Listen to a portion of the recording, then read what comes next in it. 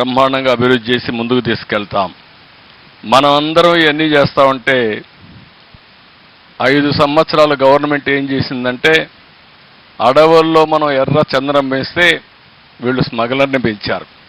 ఎక్కడికక్కడ ఎర్ర చందనం స్మగిల్ చేసే వ్యక్తుల్ని ప్రోత్సహించి సీట్లు కూడా ఇచ్చే పరిస్థితికి వచ్చారు. ఒక్క సహజ వనరుల దోపిడీ మీరు చూస్తే 19,000 కోట్ల రూపాయలు దోపిడీ చేసే పరిస్థితికి వచ్చారు. కడాన మీరు చూసినప్పుడు ఇసుక అయితే పెద్ద ఎత్తున దొంగ రవాణా చేశారు. నేచర్ మనకు అన్నీ ఇచ్చింది, నీళ్లు ఇస్తూ ఉంది, మనకు కావలసిన గాలి ఇస్తుంది, బాగా మెయింటైన్ చేస్తే వర్షాలు సక్రమంగా ఇస్తుంది. అదే మరి సహజ వనరులన్నీ కూడా భూగర్భ ఖనిజ సంపద ఇస్తుంది.